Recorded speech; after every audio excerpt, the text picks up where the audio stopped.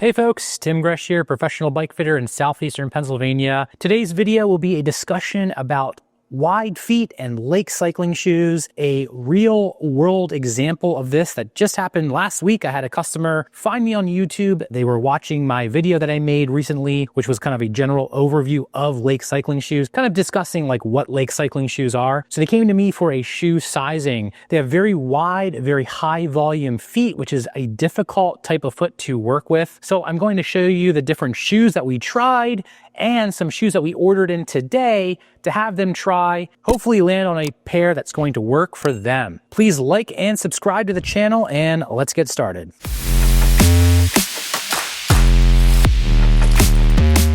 Okay, so this customer has very wide and high volume feet. So the first thing we did was we tried on the CX 239 in a wide. So this shoe is gonna have a very wide toe box, a lot of room for vertical height, typically. However, for this customer, they have such wide and high volume feet that they actually ran out of room. The tongue was actually hanging all the way up here. It wouldn't even wrap around their entire foot.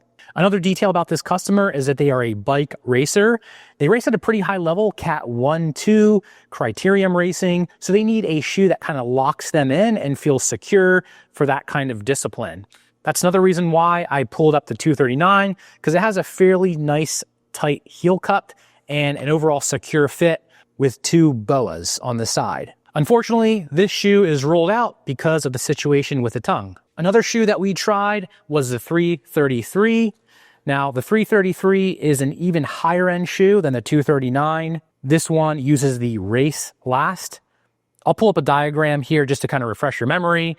We have the Race Last, the Competition, and then the Comfort Last. The Race Last is the most narrow last that Lake offers, and then they have the Competition and the Comfort. Hopefully that all made sense, but essentially what I'm saying is the 333 was ruled out just because we're probably gonna get some pressure points on this one. Now, what else did we try? We also had them try on the 242s in a wide.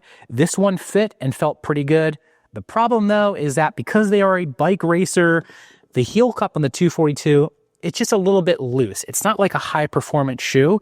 I'd say it's good for like all around road riding, comfort. If you're doing some like fast group riding, that's good.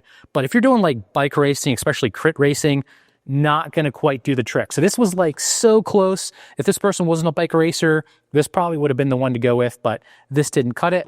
So the customer's coming back to the studio. We ordered in some other shoes for them to try. What did we get? The one that I'm hoping is going to be the winner is the CX21CX. Essentially, this is a 239 with laces. That's the best way to think about it. And with the lace ups, we should have enough height around the top to accommodate their high volume, wide foot. Also have that nice tight heel cup for racing. And this actually has kind of a nice rubber coating in there too, which they might like. Hopefully this will do the trick for their bike racing.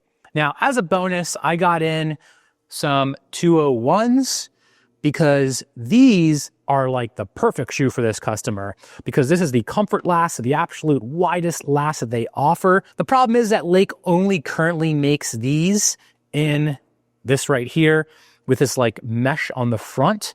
So this will probably be a very cozy, comfortable shoe for them, but not good for bike racing. Their foot's gonna move all around in it. So this could potentially be a good one for them for like indoor riding and just like, hey, super wide, big feet, get something that's very comfortable that you can enjoy, like your trainer rides and stuff with it. So my hope is that this is gonna be the winner for racing, and then this one might be one that they get for indoor riding. Let's have them try them on and see what they think.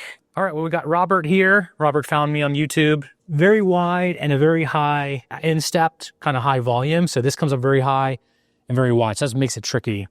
So we got the CX21C, trying those on, see if that does the trick. And with the lace ups, we got a lot of room on the top there, so we aren't running into the same issue we had on the 239s so far. And we can see how his foot can kind of like spill over the sides here. So his foot's actually coming out right there, but it's okay because even though this last could probably be wider in a perfect world, his foot can kind of like stretch over the side. How's it feeling so far? Yeah, man. Do you feel like locked in there enough, like for racing? Yeah, for sure. So far, so good. And I could already tell they're going to be a lot more comfortable for longer. rides. Pretty cool. That's awesome.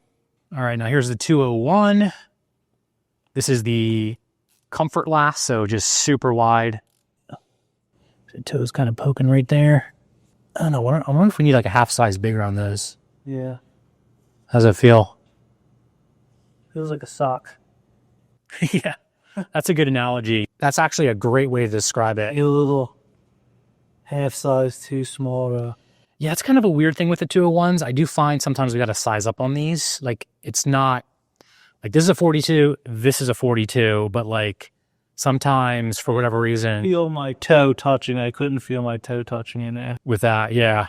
So we should probably do a 42 and a half here. But width-wise, I mean, you should feel like that's like plenty. Like wiggle your toes around there. You can kind of see how that, lots of movement there. So it's not like a nice locked in like this. Okay, so just checking out the length here. We are at we're there. Okay, lift your foot off. All right, we're at basically 265. I usually add 5 millimeters here. 1, 2, 3, 4, 5. And that's where we're kind of landing at a size 42 there. So he's basically 265 millimeter length. Now check the width.